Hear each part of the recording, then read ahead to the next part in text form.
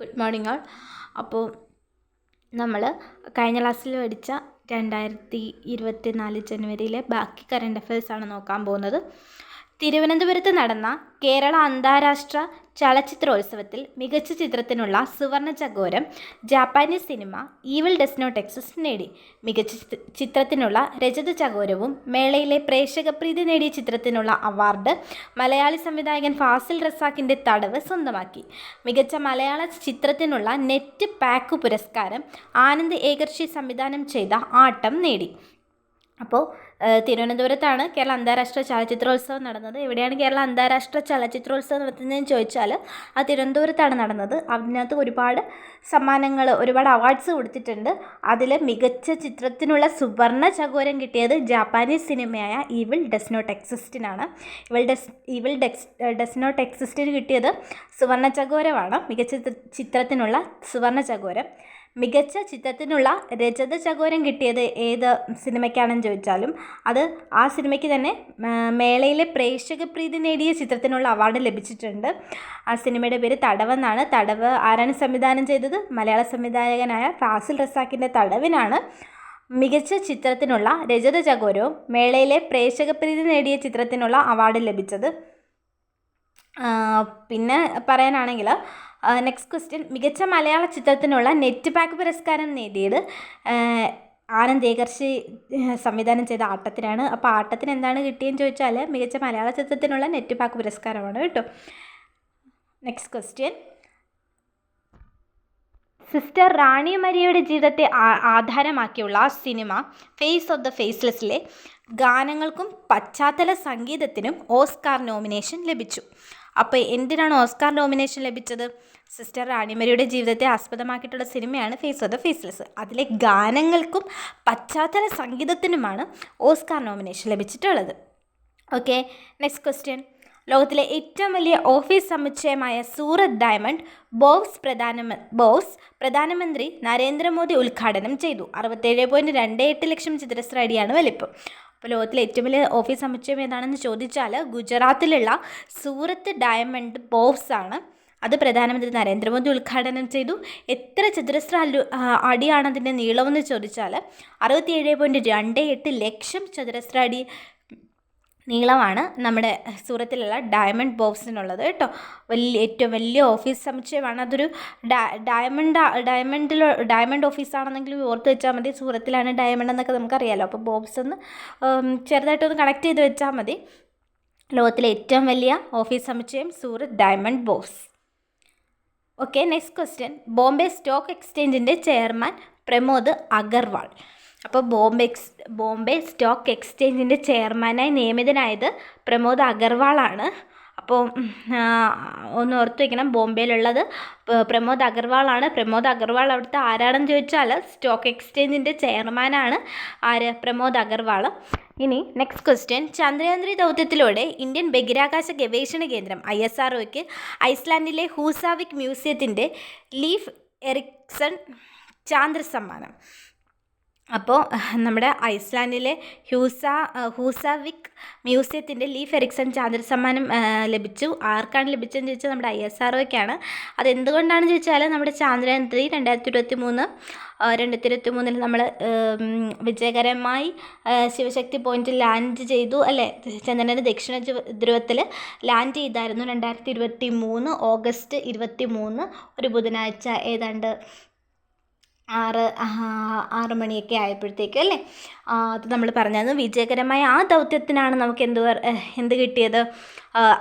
ISROയ്ക്ക് ഐസ്ലാൻഡിലെ ഹ്യൂസാവിക് മ്യൂസിയത്തിൻ്റെ leaf Ericsson ചാന്ദ്ര സമ്മാനം അല്ലേ. ഐസ്ലാൻഡുകാർ ഒരു സമ്മാനം കൊടുത്തെന്നെങ്കിലും ഓർത്ത് വെച്ചാൽ മതി. ചന്ദ്രയാൻ 3 ദൗത്യത്തിലൂടെ ISROയ്ക്ക് ഐസ്ലാൻഡിൻ്റെ ഒരു ലീഫ് എറിക്സൺ ചാന്ദ്ര സമ്മാനം ലഭിച്ചിട്ടുണ്ട്. ഇനി നെക്സ്റ്റ് ക്വസ്റ്റ്യൻ, ചെന്നൈ ആശാൻ മെമ്മോറിയലിൻ്റെ 2022 ആശാൻ സ്മാരക കവിതാ പുരസ്കാരം കവി കുരിപ്പുഴ ശ്രീകുമാറിന്. അപ്പോൾ കുരീപ്പുഴ ശ്രീകുമാറിന് എന്ത് സമ്മാനമാണ് ലഭിച്ചത്? ആശാൻ സ്മാരക കവിതാ പുരസ്കാരം. ആശാൻ സ്മാരക കവിതാ പുരസ്കാരം ആരാണ് കൊടുക്കുന്നതെന്ന് ചോദിച്ചാൽ ചെന്നൈയിലെ ആശാൻ മെമ്മോറിയലാണ്. ചെന്നൈ ആശാൻ മെമ്മോറിയൽ 2022 ഇപ്പോൾ പ്രഖ്യാപിച്ചിരിക്കുന്നത്. 2022 ആശാൻ സ്മാരക കവിതാ പുരസ്കാരം കവി കുരീപ്പുഴ ശ്രീകുമാറിനാണ്.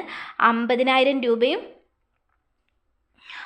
ശില്പവും പ്രശസ്തി പത്രവും അടങ്ങുന്നതാണ് പുരസ്കാരം. 50,000 രൂപ ശില്പവും പ്രശസ്തി പത്രവും കൂടെയാണ് നമ്മുടെ ആശാൻ സ്മാരക കവിതാ പുരസ്കാരത്തിനുള്ളത്. കിട്ടിയത് ആർക്കാണെന്ന് ചോദിച്ചാൽ 2022 ആശാൻ സ്മാരക കവിതാ പുരസ്കാരം ലഭിച്ചത് കവി കുരീപ്പുഴ ശ്രീകുമാറിനാണ് കേട്ടോ.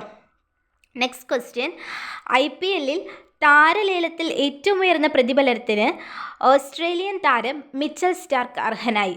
കൊൽക്കത്ത നൈറ്റ് റൈഡേഴ്സാണ് 24.75 കോടി രൂപയ്ക്ക് താരത്തെ സ്വന്തമാക്കിയത്.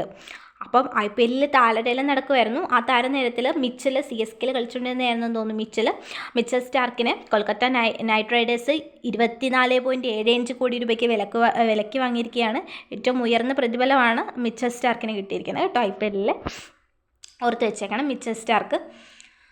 ഓക്കെ, നെക്സ്റ്റ് ക്വസ്റ്റ്യൻ, ലോകത്തിലെ ഏറ്റവും ഉയർന്ന യുദ്ധഭൂമിയായ സിയാച്ചിൻ സൈനിക മുന്നണിയിൽ നിയമിതയാകുന്ന ആദ്യ വനിതാ മെഡിക്കൽ ഓഫീസറാണ് കരസേനയിലെ ക്യാപ്റ്റൻ ഫാത്തിമ വസീം. പത്രത്തിലൊക്കെ പ്രിൻ്റ് വെച്ചിട്ട് ഉണ്ടായിരുന്നു ഫാത്തിമ വസീം എന്ന് പറയുന്നത് നമ്മുടെ സിയാച്ചിനിലെ ഏറ്റവും ഉയർന്ന യുദ്ധഭൂമിയാണല്ലോ സിയാച്ചിനിൽ നിയമിതയാകുന്ന ആദ്യ വനിതാ മെഡിക്കൽ ഓഫീസറാണ് ഫാത്തിമ വസീം എന്ന് പറയുന്നത്.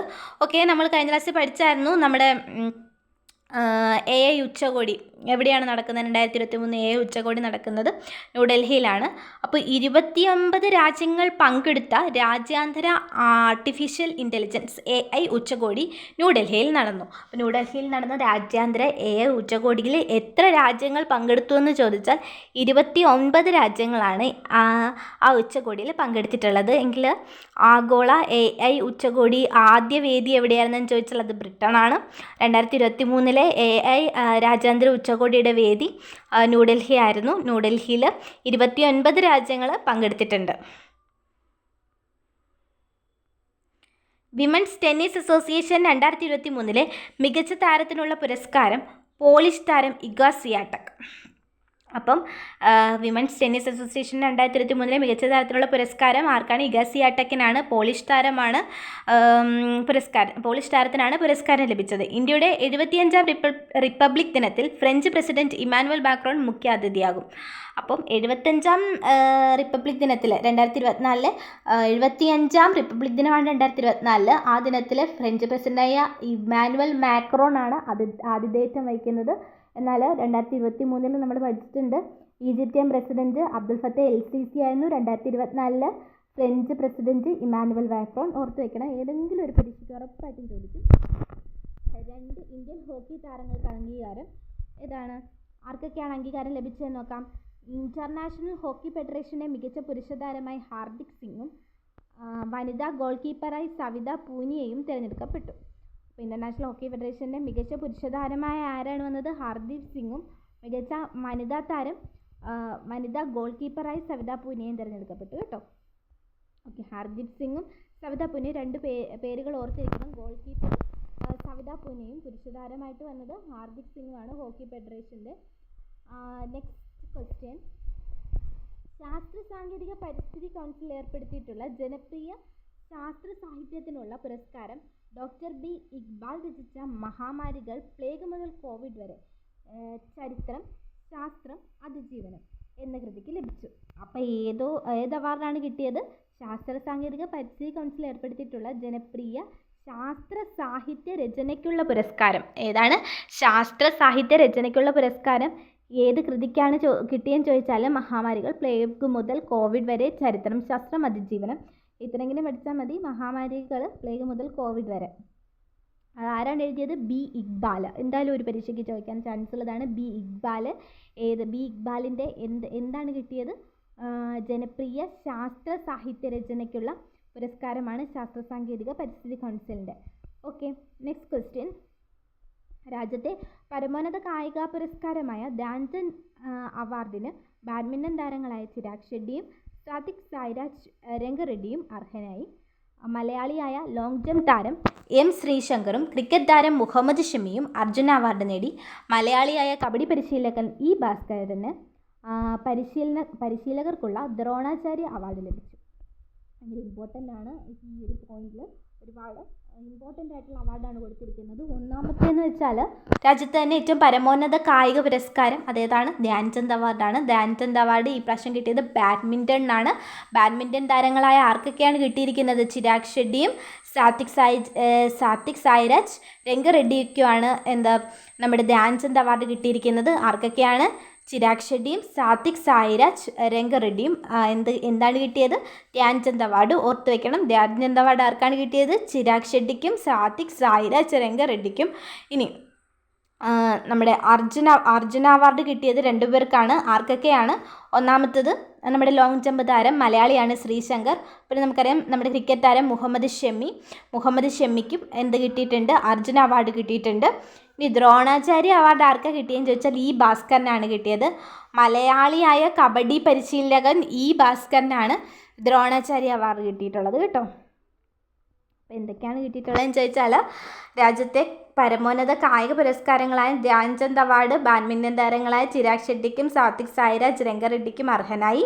പിന്നെ ലോങ് ജമ്പ് കിട്ടിയിട്ടുള്ളത്, ലോങ് ജമ്പിന് ശ്രീശങ്കർക്കും വിക്കറ്റ് എറിഞ്ഞ് വീഴ്ത്തിയ മുഹമ്മദ് ഷമിക്കും അർജുന അവാർഡ് നേടിക്കൊടുത്തിട്ടുണ്ട്. പിന്നെ മലയാളികളായ കബഡി പരിശീലകൻ ആരൊക്കെയാണ്? ഇ ഭാസ്കരന് പരിശീലകർക്കുള്ള ദ്രോണാചാര്യ അവാർഡ് കേട്ടോ. കബഡി പരിശീലകനാണ് ഇ ഭാസ്കരൻ. ദ്രോണാചാര്യ അവാർഡ് ലഭിച്ചു. മറക്കരുത്, ഭയങ്കര ഇമ്പോർട്ടൻ്റ് പോയിൻ്റാണ്. ഏതെങ്കിലും ഒരെണ്ണം പരീക്ഷയ്ക്ക് എപ്പോഴെങ്കിലും ചോദിച്ചിരിക്കും. ഇനി നെക്സ്റ്റ്. ഓക്കെ, നമ്മുടെ സഞ്ജു സാംസൺ ആണ്. അന്താരാഷ്ട്ര ക്രിക്കറ്റിൽ ഇന്ത്യക്ക് വേണ്ടി സെഞ്ചുറി നേടുന്ന ആദ്യ മലയാളിയായി സഞ്ജു സാംസൺ. എന്താണ്? അന്താരാഷ്ട്ര ക്രിക്കറ്റിൽ ഇന്ത്യക്ക് വേണ്ടി സെഞ്ചുറി നേടുന്ന ആദ്യ മലയാളിയായി സഞ്ജു സാംസൺ ദക്ഷിണാഫ്രിക്കയ്ക്കെതിരെയാണ് നേട്ടം കൈവരിച്ചത്. അന്താരാഷ്ട്ര ക്രിക്കറ്റിൽ ആദ്യമായിട്ട് സെഞ്ചുറി നേടുന്ന മലയാളിയാണ് സഞ്ജു സാംസൺ. ആർക്കെതിരെയാണ് കളിച്ചത്? ദക്ഷിണാഫ്രിക്കയ്ക്കെതിരെയാണ് കേട്ടോ. ദക്ഷിണാഫ്രിക്കയ്ക്കെതിരെ. Okay, next question. E V Ramakrishnan എഴുതിയ മലയാള നോവലിൻ്റെ ദേശകാലങ്ങൾ എന്ന പഠന ഗ്രന്ഥത്തിന് കേന്ദ്ര സാഹിത്യ അക്കാദമി പുരസ്കാരം ലഭിച്ചു. അപ്പോൾ ഇ വി രാമകൃഷ്ണൻ്റെ ആണ്. എന്തായാലും മാച്ച് ദ ഫോളോയിങ് എങ്ങനെയെങ്കിലും വരാം. ഇ വി രാമകൃഷ്ണൻ എഴുതിയ മലയാള നോവലിൻ്റെ ദേശകാലങ്ങൾ. എന്താണ്? മലയാള നോവലിൻ്റെ ദേശകാലങ്ങൾ. അപ്പോൾ നോവലിൻ്റെ കഥയായിരിക്കും മലയാള നോവലിൻ്റെ ദേശകാലങ്ങൾ. അങ്ങനെ ഓർത്ത് വെക്കണം. ആരുടെയാണ്? രാമനും കൃഷ്ണനും ഉണ്ട്. രാമകൃഷ്ണൻ. ഇ വി രാമകൃഷ്ണൻ്റെ മലയാള നോവലിൻ്റെ ദേശകാലങ്ങൾ എന്നൊരു പഠന ഗ്രന്ഥമാണ്. ആ പഠന ഗ്രന്ഥത്തിനാണ് കേന്ദ്ര സാഹിത്യ അക്കാദമി പുരസ്കാരം ലഭിച്ചത്. നെക്സ്റ്റ് ഒരു പദ്ധതിയാണ്. കുട്ടികൾക്കെതിരെയുള്ള ചൂഷണം, ബാലവേല, ബാലവിവാഹം തുടങ്ങിയവ തടയുന്നതിനായി വനിതാ ശിശു വികസന വകുപ്പ് നടപ്പിലാക്കുന്ന പദ്ധതിയാണ് ശരണബാല്യം. അപ്പോൾ എന്താണ് ശരണബാല്യം? അല്ലേ, ബാല്യം. കുട്ടികൾക്ക് ഒരു ശരണം കൊടുക്കണം. ശരണം കൊടുക്കേണ്ടത് എങ്ങനത്തെ ഉള്ള കുട്ടികളായിരിക്കും? ചൂഷണത്തിന് വിധേയമാകുന്ന കുട്ടികൾക്ക് അല്ലെ ബാലവേല എടുക്കുന്ന കുട്ടികൾ, വിവാഹത്തിന് പ്രേരിതരാകുന്ന കുട്ടികൾ, അവരൊക്കെയാണ് ചൂഷണത്തിന് ഇരയാവുന്നവർ. അവർക്ക് ശരണം കൊടുക്കാനായിട്ടുള്ള പദ്ധതിയാണ് ശരണബാല്യം.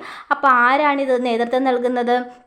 വനിതാ ശിശു വികസന വകുപ്പ്. ഓക്കെ, അങ്ങനെ ഓർത്ത് വയ്ക്കണം. ശരണബാല്യം എന്തിനൊക്കെതിരെ ഉള്ളതാണ്? കുട്ടികൾക്കെതിരെയുള്ള ചൂഷണം, ബാലവേല, ബാലവിവാഹം തുടങ്ങിയവ തടയുന്നതിന് ഏത് വകുപ്പ്? വനിതാ ശിശു വികസന വകുപ്പ്.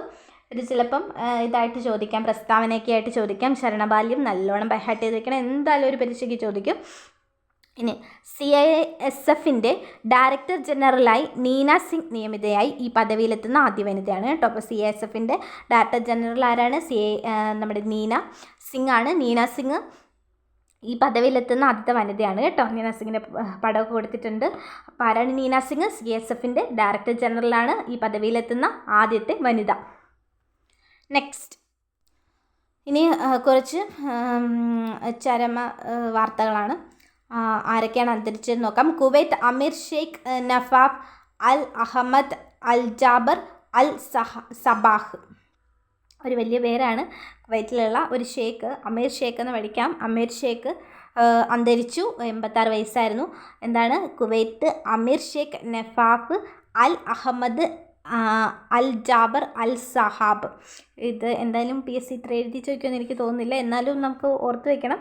അമീർ ഷെയ്ഖ് ആരാണ്? കുവൈറ്റിലെ അമീർ ഷെയ്ഖ് അന്തരിച്ചു.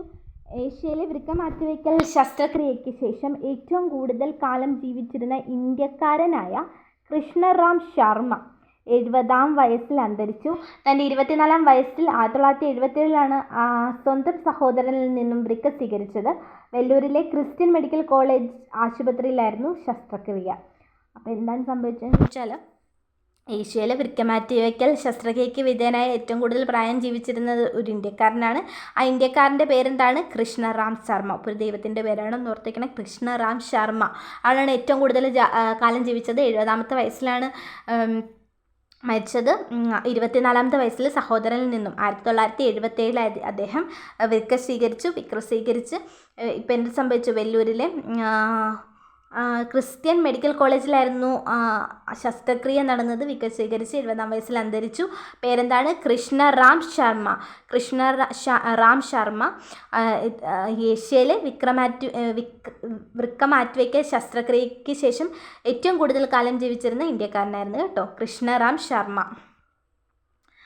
ഇനി അടുത്തത്, ജർമ്മൻ ഇൻഡോളജിസ്റ്റും കേരള പഠനങ്ങളിൽ വലിയ സംഭാവനകൾ നൽകിയ പണ്ഡിതനുമായ ആർബ്രഷ്റ്റ് ഫ്രൻസ് 85 അന്തരിച്ചു. അപ്പോൾ ആരാണ്? ആർബ്രഷ്റ്റ് ഫ്രൻസ് ആണ്. എന്താണ്? ജർമ്മൻ ഇൻഡോളജിസ്റ്റും കേരള പഠനങ്ങളിൽ വലിയ സംഭാവനകൾ നൽകിയ പണ്ഡിതനുമായിരുന്നു കേട്ടോ. നെക്സ്റ്റ്, കേരളത്തിൽ ആദ്യമായി സന്തോഷ് ട്രോഫി നേടിത്തന്ന ടീമിൻ്റെ vice captain footballer T A. Jafar അന്തരിച്ചു. അപ്പോൾ ടി.എ. ജാഫർ ആരാണ്? കേരളത്തിന് ആദ്യമായിട്ട് സന്തോഷ് ട്രോഫി നേടിത്തന്ന ടീമിൻ്റെ വൈസ് ക്യാപ്റ്റൻ ഫുട്ബോളറാണ് ടി.എ. ജാഫർ. ടി.എ. ജാഫർ അന്തരിച്ചു. മുതിർന്ന കോൺഗ്രസ് നേതാവും മുൻ മുഖ്യമന്ത്രിയുമായ കെ.പി. വിശ്വനാഥൻ അന്തരിച്ചു. അപ്പോൾ കെ.പി. വിശ്വനാഥൻ ആരാണ്? മുതിർന്ന കോൺഗ്രസ് നേതാവും മുൻ മുഖ്യമന്ത്രിയുമാണ് കെ.പി. വിശ്വനാഥൻ കേട്ടോ. അടുത്ത കുറച്ച് ഇമ്പോർട്ടൻ്റ് ആണ്. പ്രശസ്ത നാടകരചയിതാവും സംവിധായകനുമായ പ്രശാന്ത് നാരായണൻ 51 അന്തരിച്ചു. Kerala Sangeetha Nataka academy award ജേതാവാണ്. ആരാണ്? പ്രശാന്ത് നാരായണൻ. നാടകരചയിതാവും സംവിധായകനുമൊക്കെയാണ്. കേരള സംഗീത നാടക അക്കാദമി അവാർഡ് ലഭിച്ചിട്ടുണ്ട് കേട്ടോ. അടുത്തതാരാണ്? വിജയകാന്താണ്. അത് പ്രശസ്ത തമിഴ് സിനിമാ താരവും രാഷ്ട്രീയ നേതാവുമായിരുന്നു വിജയകാന്ത്. 71 അന്തരിച്ചു. അപ്പോൾ വിജയകാന്ത് പരീക്ഷയ്ക്ക് ചോദിക്കാൻ സാധ്യതയുണ്ട്, കാരണം ഇച്ചിരി പ്രശസ്തനാണ്. അപ്പോൾ എന്താണ്? പ്രശസ്ത തമിഴ് സിനിമാ താരവും രാഷ്ട്രീയ നേതാവുമായിരുന്നു വിജയകാന്ത്.